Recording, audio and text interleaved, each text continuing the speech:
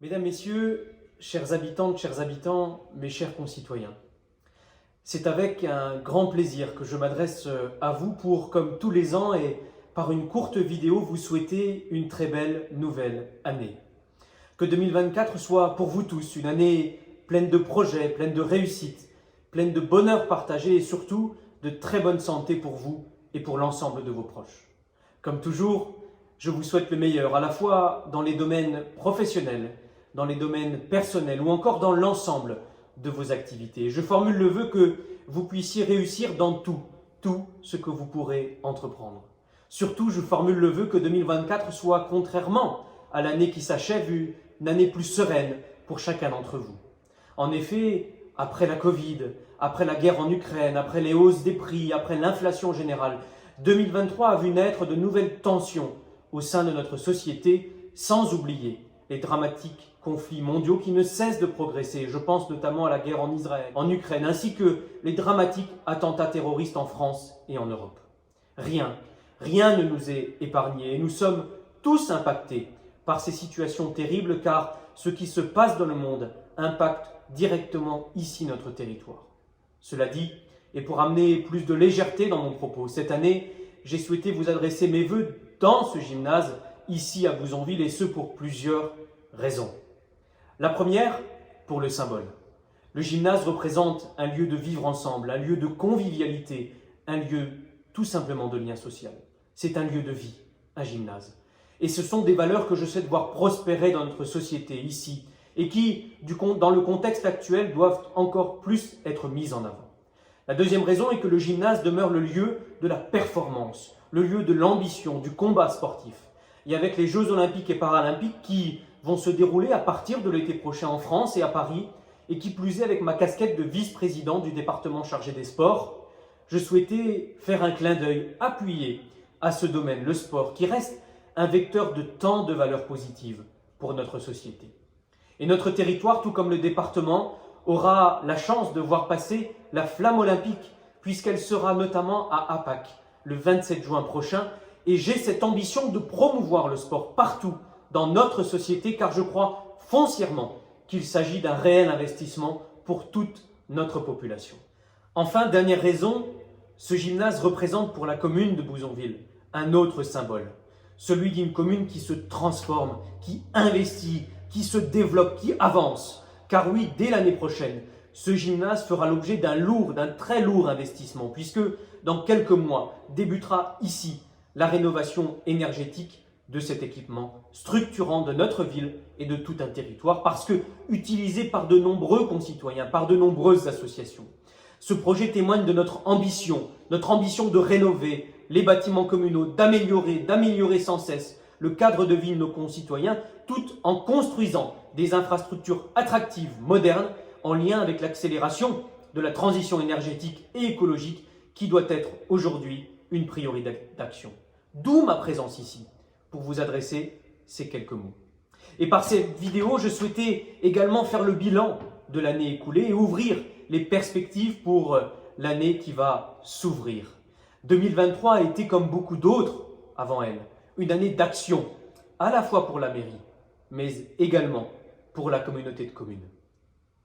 Et je voudrais mettre en avant 5 projets, à la fois pour Bouzonville et pour la CCB3F. À Bouzonville, 2023 a notamment rimé avec l'habitat, démolition de la cité Saint-Charles et en parallèle la construction de 48 nouveaux logements à côté du gymnase.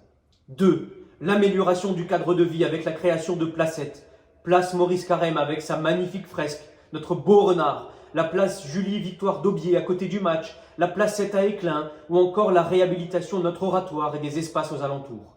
3. L'amélioration des infrastructures avec la création d'un terrain multisport derrière le gymnase, la rénovation des bâtiments communaux avec par exemple les douches ici et la rénovation du bar entièrement réhabilité ou encore avec la création du street workout au parc de Lagny.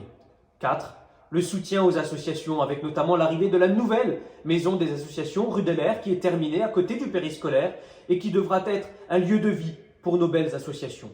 Et enfin, le développement économique, avec l'ouverture de nouveaux commerces au centre-ville et le développement de la zone écopole qui se poursuit avec beaucoup de constructions qui sont en cours ou qui seront achevés en 2023.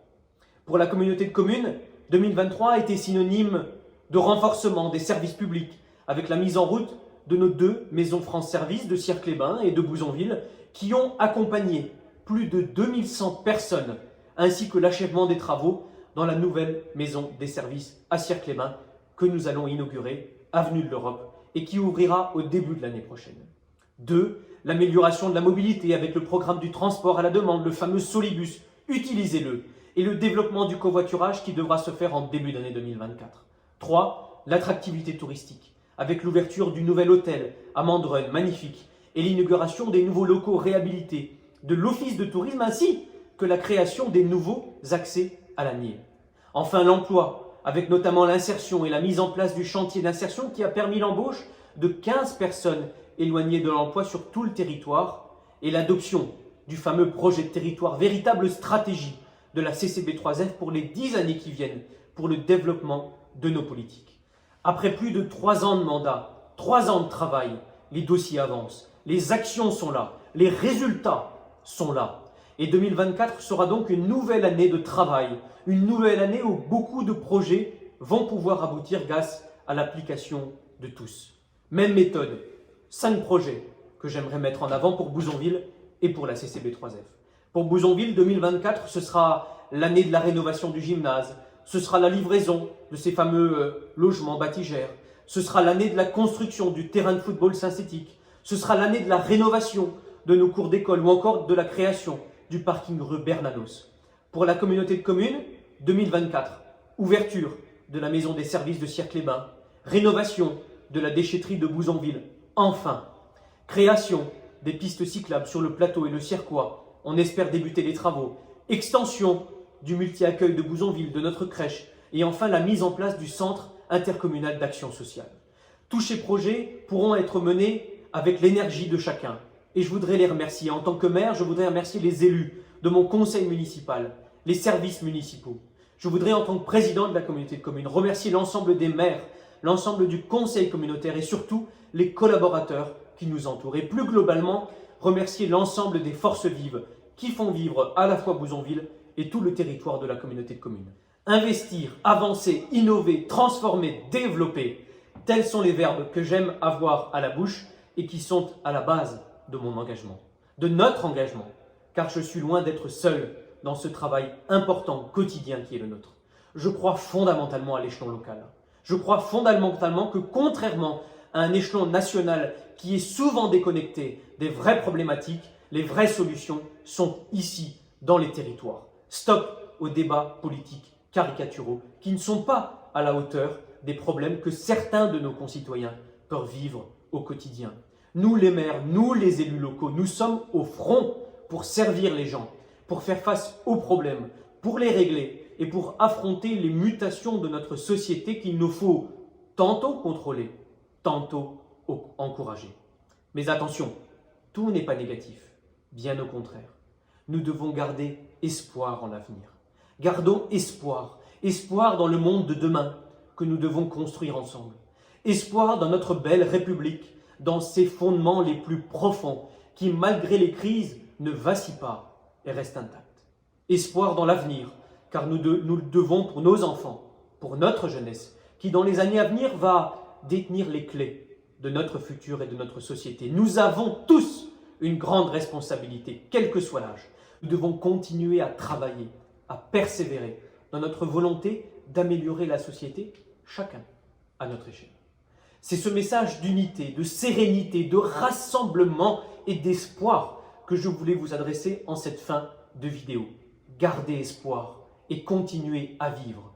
Une nouvelle fois, mesdames et messieurs, belle et heureuse année 2024.